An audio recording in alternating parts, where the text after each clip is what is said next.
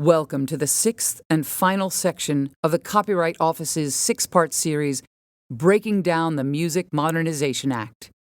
In this section, we will go over changes to the setting of rates related to uses of musical works and sound recordings under Title I of the MMA.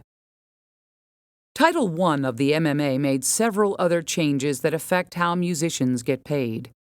First, it made several changes related to the functioning of the ASCAP and BMI consent decrees, which regulate public performance licensing of musical compositions by those two PROs in the following ways.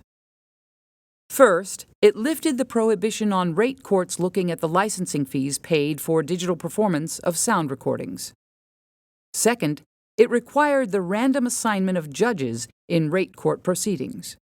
And third, it required the Department of Justice to brief Congress on any review of the PRO consent decrees and notify it before it seeks to terminate the decrees.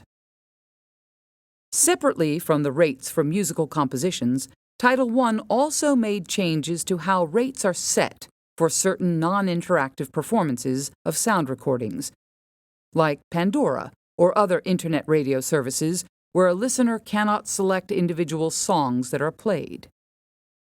Like the rates for the mechanical license, the rates for non-interactive streaming of sound recordings will now all be set using the willing buyer, willing seller standard.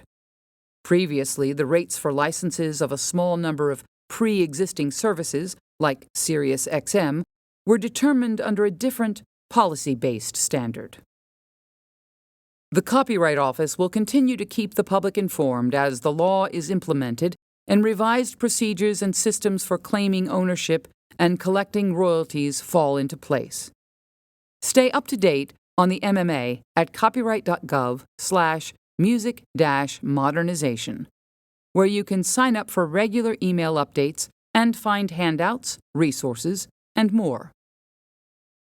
This concludes our video series, Breaking Down the Music Modernization Act. Thank you for watching.